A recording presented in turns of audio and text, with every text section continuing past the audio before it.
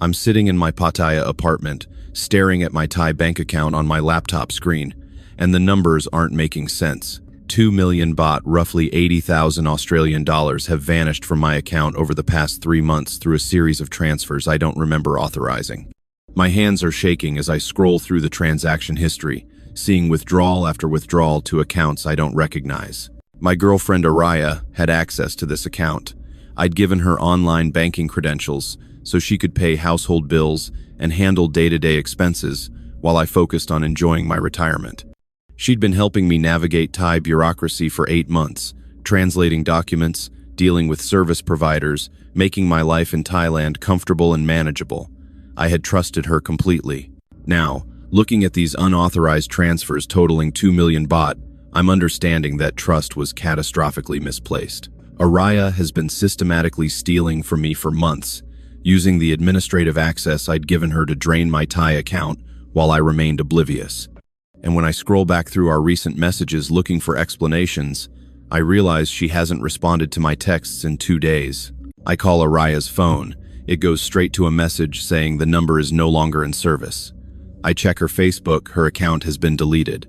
I try Line and WhatsApp, both show she's no longer active. Every method of contacting her has been systematically shut down. I drive to the apartment Aria rented near Pattaya Beach. The landlord tells me she moved out 3 days ago, paid through the end of the month, left no forwarding address. I check the hotel where she claimed to work as an event coordinator. They tell me no one by that name has ever been employed there. The devastating reality settles over me like a physical weight. Aria Srisuk, the 29-year-old woman who had been my girlfriend for 8 months, who I trusted to manage my household finances, who positioned herself as indispensable to my life in Thailand. She's been systematically robbing me and has now disappeared completely with 2 million baht of my savings. Most men in my situation would accept the loss, chalk it up to being another stupid Farang who got scammed by a Thai girlfriend, maybe file a useless police report before slinking back to Australia in shame. That's what Aria probably expected, that I'd be too embarrassed to fight back, too defeated to pursue her. But Aria made a critical miscalculation. I'm not most men. My name is Daniel Carter. I'm 62 years old, and I spent 40 years building and running a logistics business in Australia. I understand how to track shipments, follow money trails, and solve problems systematically. And I'm not going to let some 29-year-old scammer steal $80,000 from me and disappear without consequences. Over the next 4 months, I would pursue Aria with the same methodical determination I used to build my business. I would gather evidence, hire local investigators, file criminal and civil cases, leverage public exposure, and ultimately force a confrontation that would result in partial recovery of my stolen money and ensure Aria faced real consequences for what she'd done. This is the story of how I fought back and made sure she regretted ever targeting me.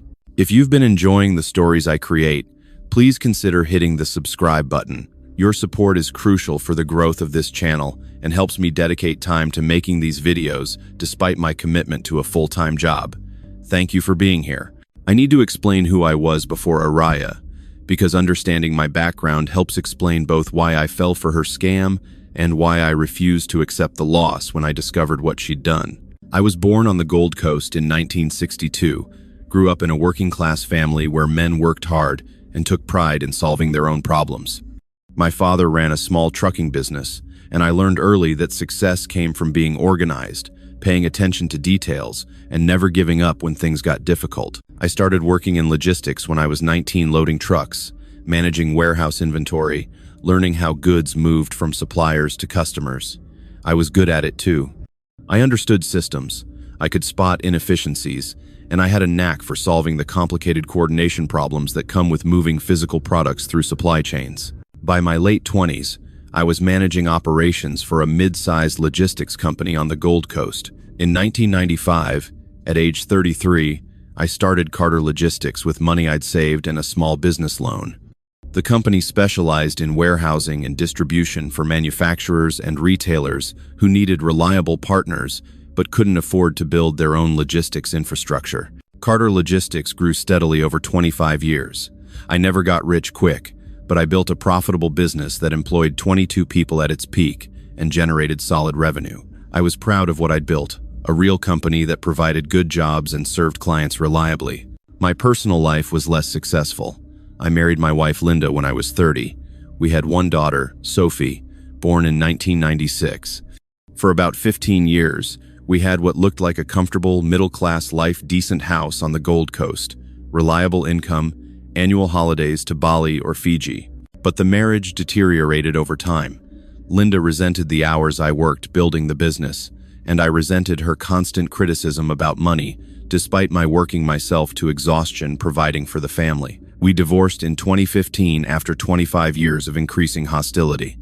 Linda got a substantial settlement, and Sophie, 19 at the time, sided primarily with her mother, viewing me as someone who had prioritized work over family. After the divorce, I focused entirely on Carter logistics.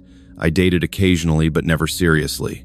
I was burned out on relationships and convinced that my business was the only thing I could rely on. In 2020, at age 58, I received an acquisition offer from a larger logistics company. They offered 1.8 million Australian dollars for Carter Logistics. After taxes and paying off debts, I'd have approximately $1.3 million, enough to retire comfortably if I was careful. I accepted the offer and retired. I was 58 years old with substantial savings and no clear idea what to do with the rest of my life.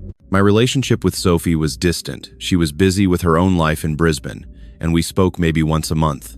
I had a few mates from the business world, but those friendships were superficial. I spent 2 years retired on the Gold Coast, and it was miserable. My days were empty mornings at the gym, afternoons watching television or reading, evenings alone in my apartment. I'd worked for 40 years toward retirement, and now that I'd achieved it, I discovered it was just extended loneliness with nothing meaningful to fill the time. In 2022, I started researching retirement abroad. Australia was expensive and getting worse, and I was lonely in ways that were becoming unbearable. I wanted somewhere warm and affordable, somewhere I could stretch my savings and maybe find some companionship. Thailand appeared repeatedly in my research. Large expatriate community, low cost of living, warm weather year-round, and yes, the possibility of finding relationships with Thai women. I was skeptical about that last part. The stereotype of the older Western man with a younger Thai girlfriend seemed pathetic, but I was lonely enough to consider it. In November 2022, I flew to Thailand for a 3-week exploratory visit. I stayed in Pattaya and spent my days exploring the city, meeting other Australian expatriates, and trying to imagine whether this could become my permanent home. Pattaya had a reputation as a sex tourism destination, but I found it had other dimensions too. A large community of retired Westerners living relatively normal lives, decent restaurants and shopping, proximity to Bangkok for anything you couldn't find locally. The cost of living was absurdly low compared to Australia. I could rent a nice apartment for $500 a month, eat well for $10 a day, live comfortably on a fraction of what basic existence cost on the Gold Coast. By the end of my 3-week visit, I decided to move to Thailand permanently. I returned to Australia, arranged my finances to fund retirement abroad, and in February 2023, moved to Pattaya with plans to rent initially while figuring out whether to buy property long-term. I was 60 years old, recently retired, with approximately 1.2 million Australian dollars in savings and investments. I was lonely and hoping Thailand would offer the companionship and comfortable lifestyle I hadn't found in Australia. What I didn't know was that within 2 months, I would meet Aria, who would identify me as an ideal target, newly arrived Australian with substantial savings, living alone, clearly struggling to navigate Thai bureaucracy and language barriers. She would position herself as indispensable to my life in Thailand, gain complete access to my local finances, and systematically steal 2 million baht before disappearing. But Aria would also make a critical miscalculation.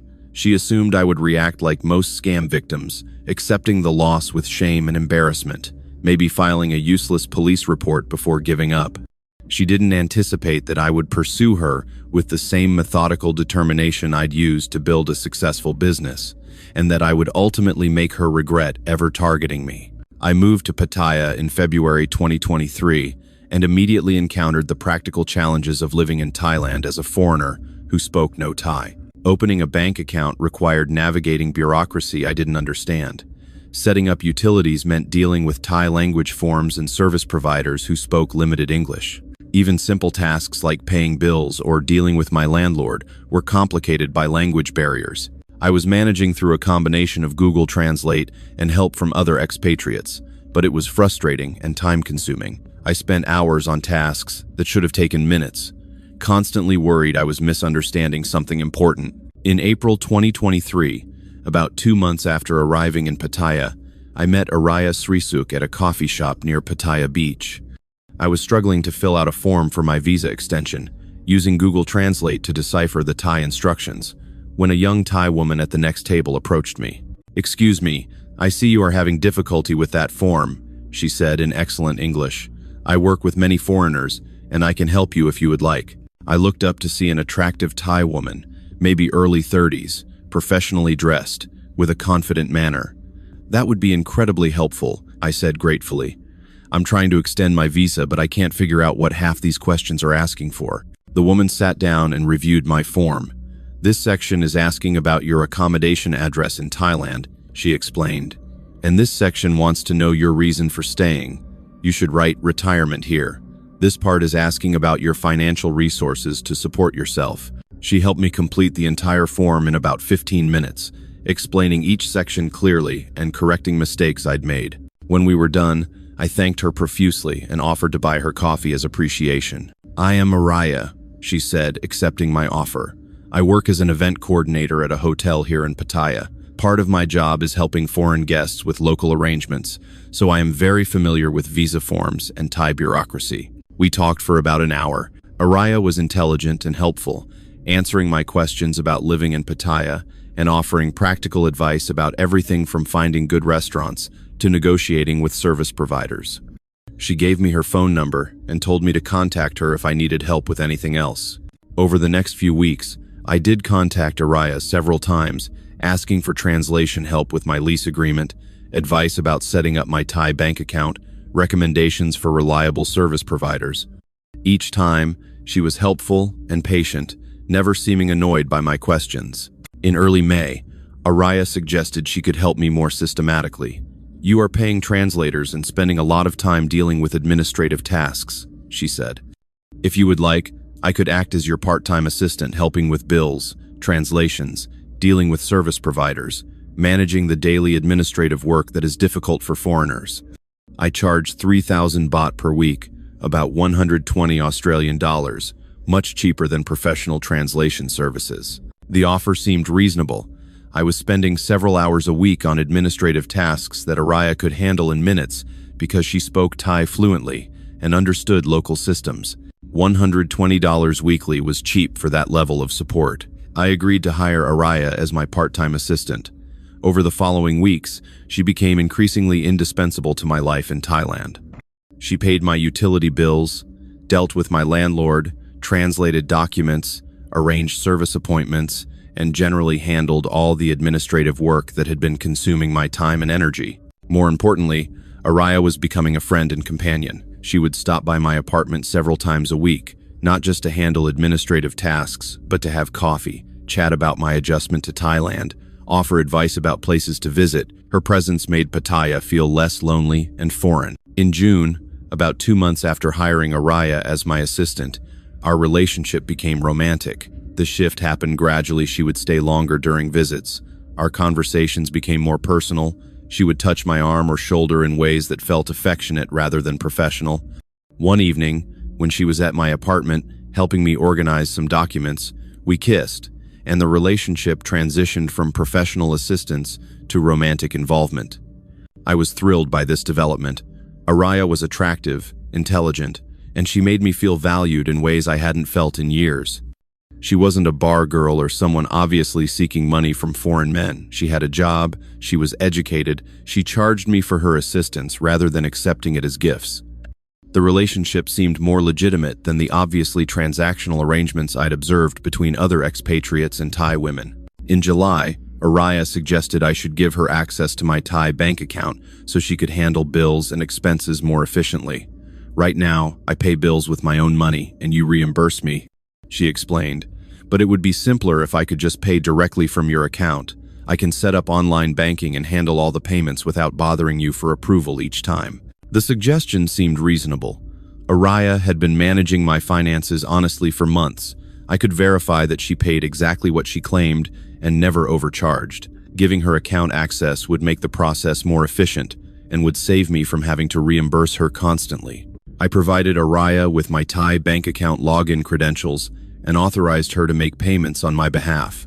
She set up automatic bill payments and began handling all my local expenses directly. What I didn't realize was that I had just given a professional scammer complete access to my money. Over the next 5 months, Aria would use that access to systematically steal 2 million baht, while I remained completely oblivious to what was happening. Looking back now, I can see exactly how Aria executed the theft with extraordinary sophistication.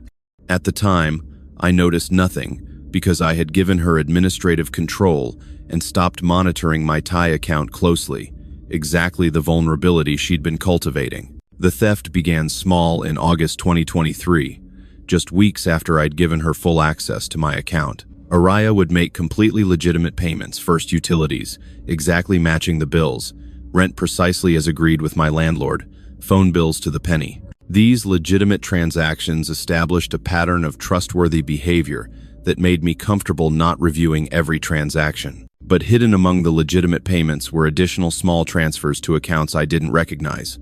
5,000 baht transferred with a notation service fee that looked official. 10,000 baht labeled deposit property viewing, as if I'd asked her to arrange apartment tours. 8,000 baht marked maintenance urgent repair, suggesting something needed immediate attention. Each fraudulent transfer was carefully sized and labeled to blend with legitimate expenses, and each was small enough, roughly 150 to 400 Australian dollars, that it didn't trigger alarm when I occasionally glanced at my account balance.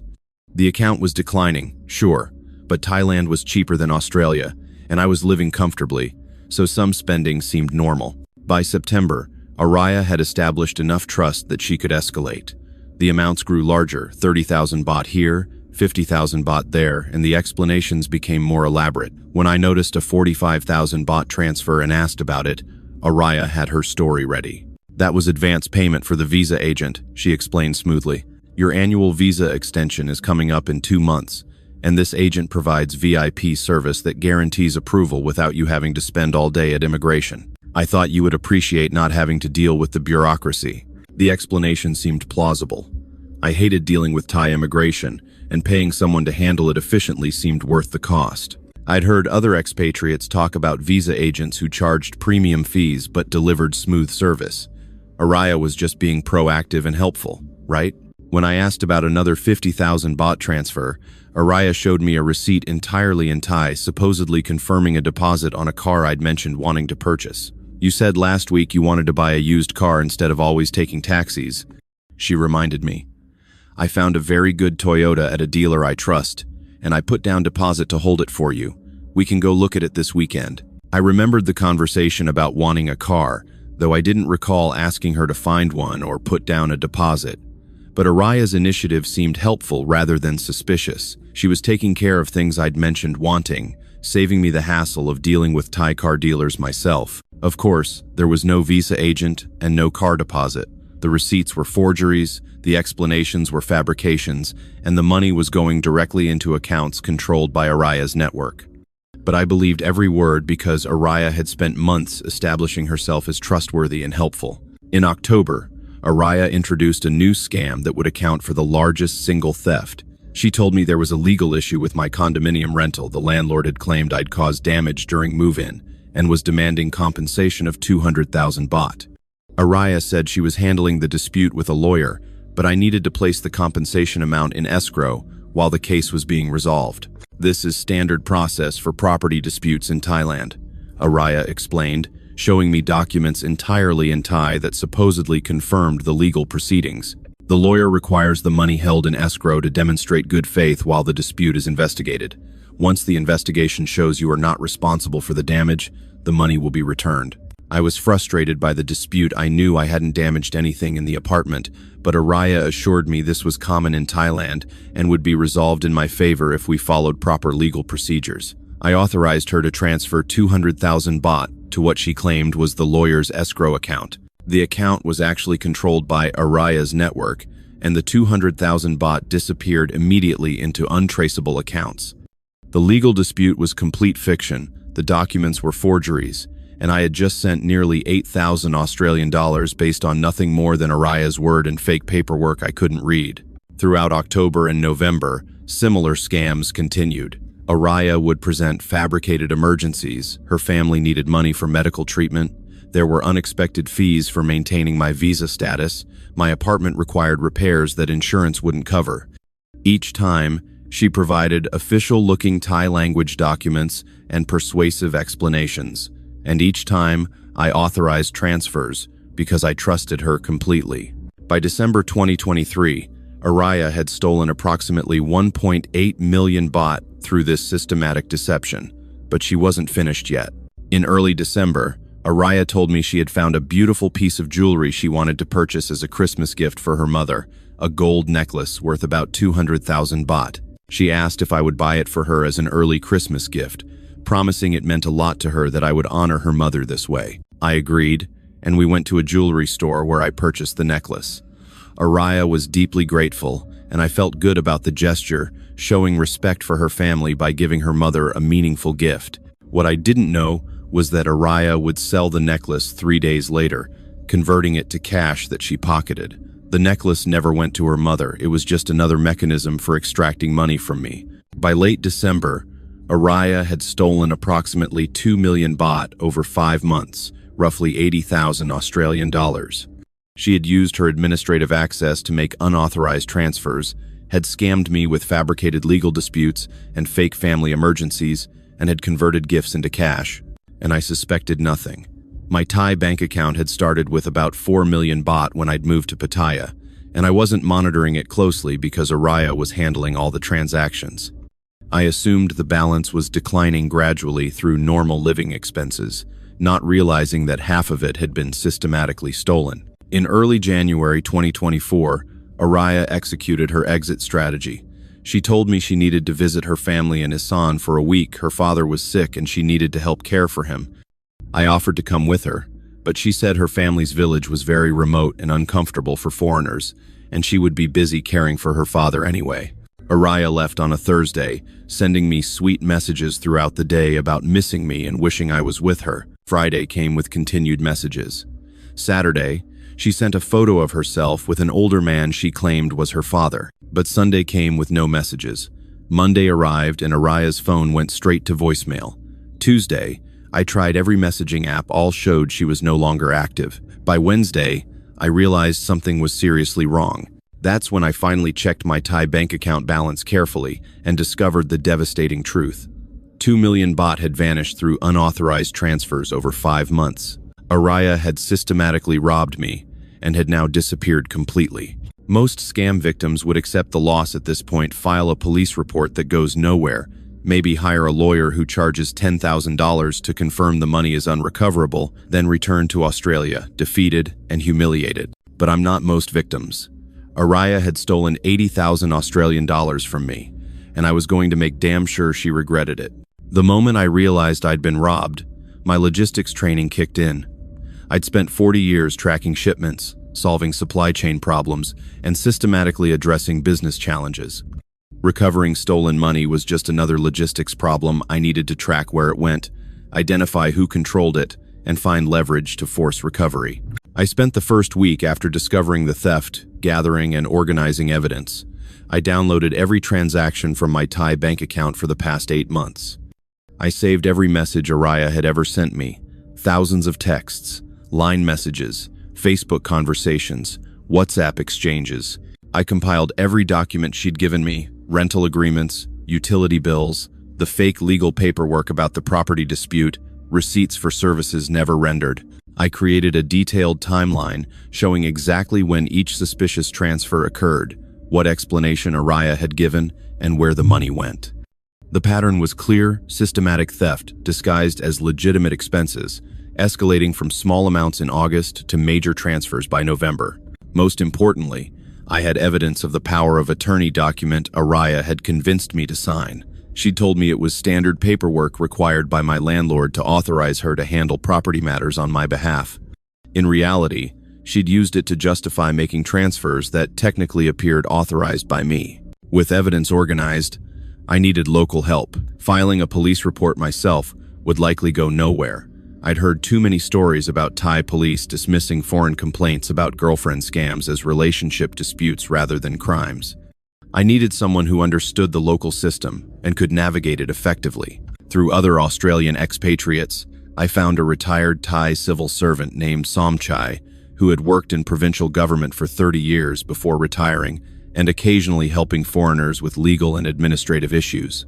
Somchai had connections throughout the local bureaucracy and understood how to work the system. I hired Somchai for 30,000 baht, about 1,200 Australian dollars, to investigate Aria's background and locate her current whereabouts. Somchai was professional and systematic. Within 2 weeks, he provided me with a comprehensive report. Aria Srisuk was indeed her real name, but almost everything else she'd told me was fiction. She didn't work at any hotel in Pattaya. She'd never held that job.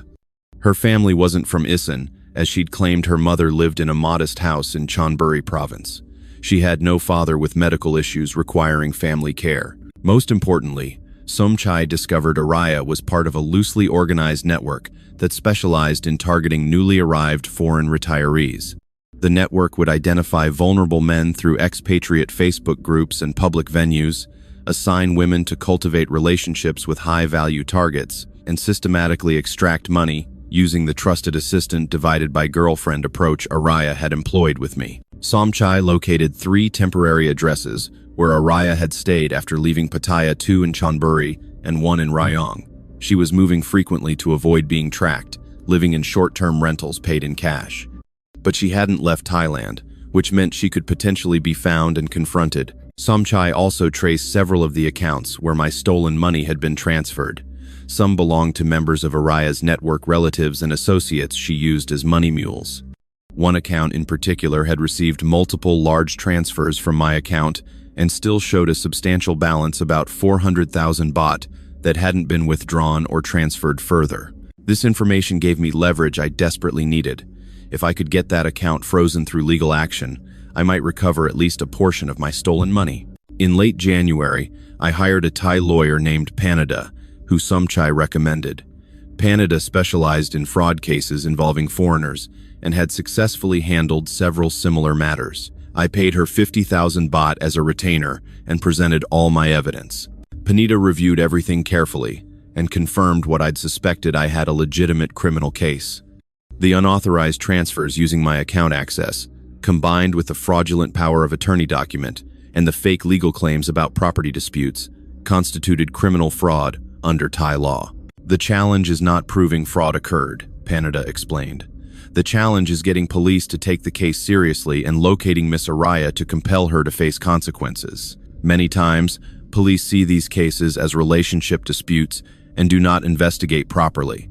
But with the evidence you have compiled and with Somchai's connections, I believe we can force proper investigation. Panada filed a formal criminal complaint with Pattaya Police in early February 2024, providing all my evidence and Somchai's investigative report. She also filed a civil recovery claim seeking return of the 2 million baht plus damages.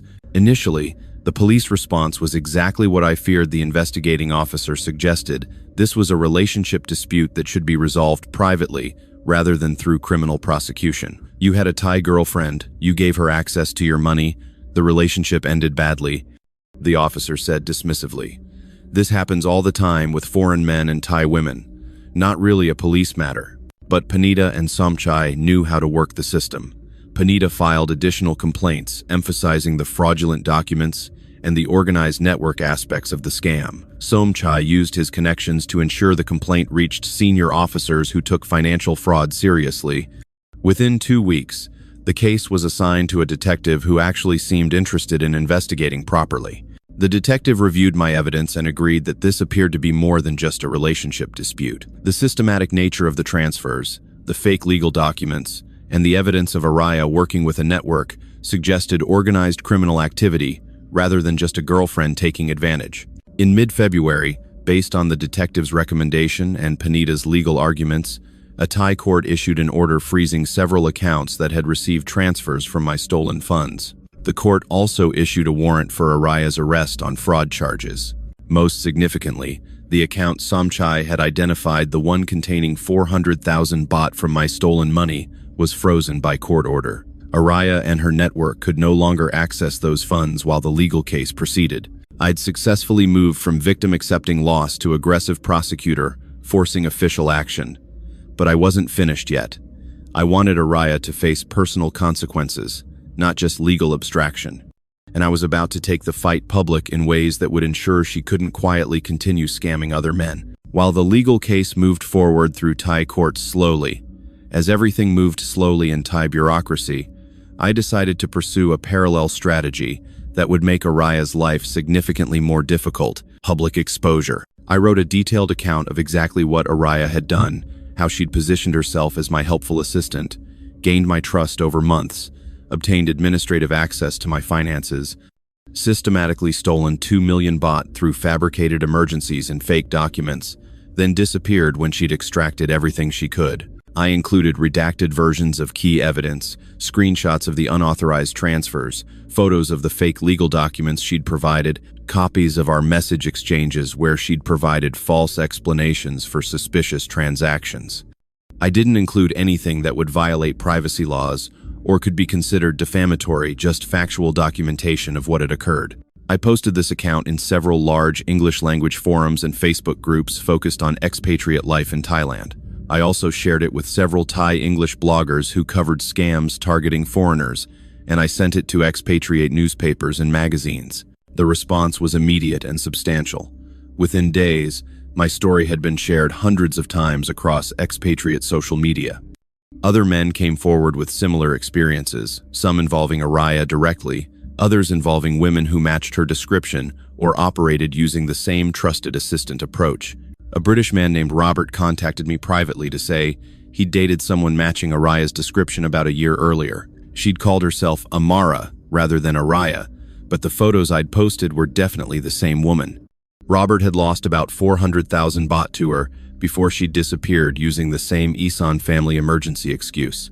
An American named Mike reported losing 600,000 baht to a woman he'd known as Apinya, who operated identically to Aria, positioning herself as an assistant before transitioning to girlfriend and systematically stealing once she'd gained financial access. The woman in Mike's photos looked similar to Aria, but not identical, possibly the same person with different styling, or possibly another member of the same network. The public exposure accomplished several important things. First, it warned other potential victims to be wary of Thai women offering to act as assistants or fixers for newly arrived expatriates. Second, it created a permanent internet record that would appear in searches for Aria's name and photographs, making it harder for her to reinvent herself with new victims. Third, it applied social pressure that would make it harder for her to operate in expatriate communities where her face and tactics were now known. But most importantly, the public exposure seemed to panic Aria into making a mistake. In mid-March 2024, about 6 weeks after I'd posted my account publicly, I received a message from an unknown line account. "This is Aria," the message read. "I have seen what you posted online about me. You are making me look like a criminal when I did nothing wrong. The money you gave me was gifts because you loved me. Now you are angry because our relationship ended, and you are trying to destroy my reputation. I am willing to meet with you to discuss this privately and settle matters without more public drama, but you need to delete what you posted first." I recognize this as a potential opportunity. Aria was reaching out because the public exposure had made her life difficult. She probably wanted to negotiate, maybe offering to return some money in exchange for me removing the posts and dropping legal complaints. But I wasn't interested in negotiating privately. I was interested in justice. I consulted with Panita and Sumchai about Aria's message. They both advised caution. Aria might be trying to lure me into an unsafe meeting, or she might be trying to get me to say something in messages that she could use against me legally. But they also recognized this as an opportunity to potentially locate and confront her. We developed a plan. I would agree to meet with Aria at a public location in Pattaya, ostensibly to discuss settlement. Sumchai would observe the meeting from a distance. The detective handling my case would be alerted about the meeting, location, and timing. If Aria showed up and could be positively identified, police could question her about the fraud charges. I messaged Aria. "I'm willing to discuss this in person. Let's meet at the Central Festival Shopping Mall food court, Friday afternoon at 2 p.m. Come alone and we can talk about resolving this." Aria agreed. On Friday, March 22nd, I arrived at Central Festival at 1:30. Somchai was already there, seated at a table with a clear view of the area where I'd be meeting Aria. The detective and a uniformed officer were on standby in the shopping center, ready to intervene if needed. At precisely 2 p.m., Aria arrived. She looked different than when I'd last seen her. She'd dyed her hair darker and was wearing glasses she'd never worn before, obviously attempting to change her appearance. But it was definitely her. She sat down across from me, and her opening words were aggressive rather than apologetic. "You have caused me big problems with your posts," she said angrily. "People think I am a criminal. My family has seen these posts and they are very upset. You need to delete everything and tell people it was misunderstanding." I kept my voice calm and measured. "Aria, you stole 2 million baht from my account. That's not a misunderstanding, that's theft. I have records of every unauthorized transfer." "Those were not unauthorized," Aria insisted. "You gave me access to your account. You told me to handle your expenses. If I used money, it was because you authorized it." "I authorized you to pay bills," I replied. "I didn't authorize you to transfer money to your own accounts or to create fake legal disputes requiring hundreds of thousands in payments." Aria's expression shifted from anger to calculation. "What do you want?" she asked directly. "How much money do I need to give you to make you delete the posts and drop the police case?" This was her mistake, admitting that she could return money, which implied she'd taken it wrongfully. I was recording the conversation on my phone, and this admission would be useful for the legal case. Before I could respond, Somchai signaled the detective. 2 police officers approached our table, and the detective identified himself to Aria. "Miss Aria Srisuk, we need you to come to the station for questioning regarding fraud allegations filed by Mr. Carter." Aria's face went white. She tried to stand and leave, but the uniformed officer blocked her path. She had no choice but to accompany the police for questioning. At the police station, Aria was questioned for several hours about the unauthorized transfers from my account. Confronted with the detailed evidence I'd compiled and the frozen bank account containing 400,000 baht of my stolen money, Aria initially denied everything. But as the questioning continued, and the detective pointed out specific transactions she couldn't explain, her story began to fall apart. Eventually, Aria admitted she'd taken money from my account without proper authorization, though she continued to claim it was a relationship dispute rather than criminal fraud. But the admission was enough for the detective to recommend that prosecutors pursue the case. More importantly, the frozen account containing 400,000 baht remained under court control, and Panita filed a motion to have those funds returned to me as partial restitution while the criminal case proceeded. Over the following 3 months, the legal case against Aria moved through the Thai justice system with agonizing slowness. She was released after questioning, but remained under investigation. The frozen account remained frozen while courts determined whether the funds should be returned to me or held as evidence. In April 2024, the court hearing Panita's civil recovery claim issued a preliminary ruling. The judge found that the evidence I'd presented demonstrated unauthorized transfers from my account that appeared to constitute fraud rather than legitimate expenses or gifts. The court ordered that the 400,000 baht in the frozen account be returned to me as partial restitution, pending the outcome of the criminal case. This was a significant victory. I'd recovered approximately 1/5 of my stolen money. Not everything, but enough to demonstrate that fighting back had been worthwhile. The court's ruling also established legal precedent that might help with future recovery efforts. But the ruling also meant Aria's network still controlled approximately 1.6 million baht, roughly 64,000 Australian dollars that had been transferred to other accounts, withdrawn as cash, or moved offshore where it couldn't be traced. Panita continued pursuing the remaining funds through civil claims against several of the accounts that had received transfers from my stolen money. Some of these accounts belonged to Aria's relatives, who she'd used as money mules. The civil claims aimed to demonstrate that these individuals had knowingly received stolen funds and should be required to return them. By May 2024, we'd successfully frozen 2 additional accounts containing a combined 200,000 baht. Panita filed motions seeking return of these funds as well, arguing they were clearly proceeds of fraud given the documented trail from my account. The criminal case against Aria moved even more slowly. In June 2024, Prosecutors formally charged her with fraud and filed charges against 3 associates who had received significant transfers from my account.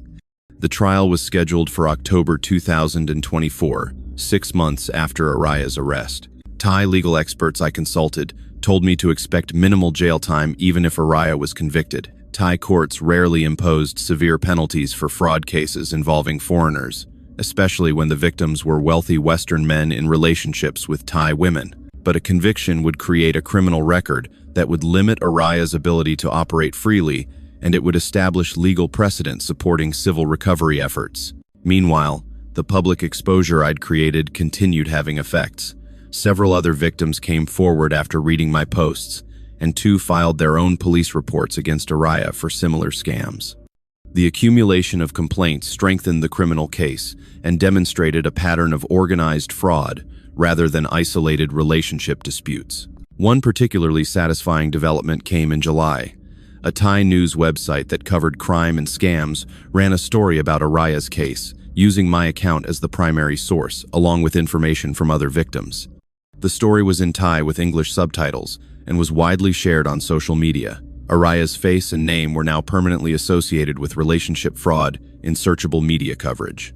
This public record meant Aria would find it extremely difficult to reinvent herself and continue scamming. Any future victim who searched her name or ran reverse image searches on her photos would find extensive documentation of her previous frauds. By August 2024, about 7 months after discovering the theft, I'd recovered 600,000 baht, approximately 24,000 Australian dollars, through the frozen accounts that courts had ordered returned to me. This represented roughly 30% of what Aria had stolen. The remaining 1.4 million baht, about 56,000 Australian dollars, appeared to be unrecoverable. Some had been withdrawn as cash and was impossible to trace. Some had been transferred to offshore accounts beyond the reach of Thai courts. Some remained in accounts we'd identified, but which courts ruled insufficient evidence connected to my stolen funds. Was recovering 30% worth the time, money, and effort I'd invested in pursuing Aria? Financially, probably not. I'd spent approximately 150,000 baht on legal fees, investigators, and related costs, reducing my net recovery to about 450,000 baht. But this was never purely about money. It was about refusing to accept victim status, about holding someone accountable for what they'd done, and about creating consequences that might prevent Aria from destroying other men the way she'd tried to destroy me. I'm 62 years old now, living in a modest apartment in Pattaya with significantly reduced savings but with my dignity intact. I lost 2 million baht, approximately 80,000 Australian dollars, to Aria Srisuk's systematic fraud. I recovered 600,000 baht through aggressive legal action and public exposure. The net loss was about 56,000 Australian dollars, plus legal costs, a substantial hit to my retirement savings, but not financially devastating. More importantly, I ensured Aria faced real consequences. She's been charged with criminal fraud and faces trial in October 2024.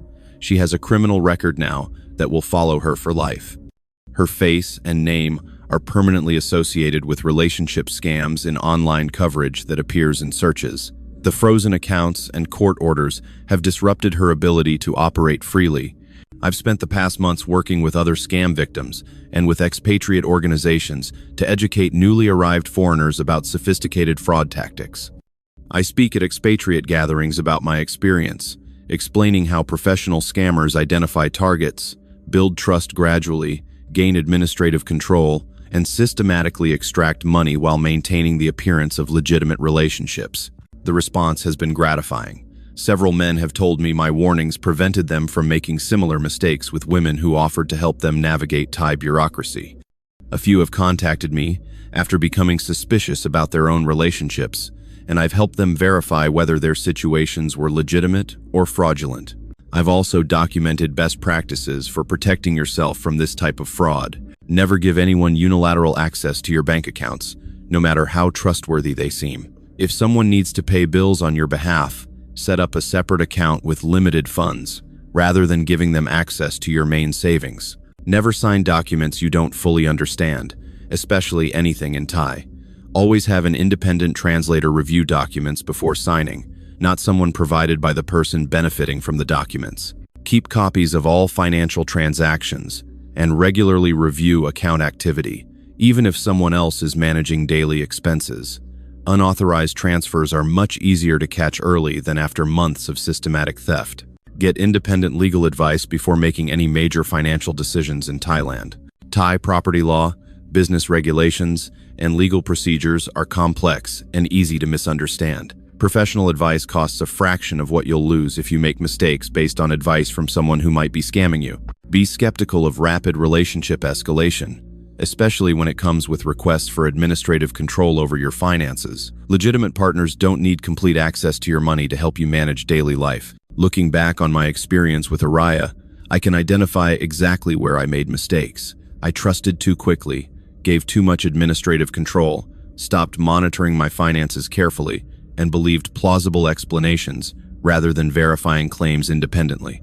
These were all rookie mistakes that I should have avoided given my business experience. But I'm proud that when I discovered the fraud, I didn't accept victim status. I gathered evidence methodically, hired competent local help, pursued multiple legal strategies simultaneously, and used public exposure to create pressure that forced results.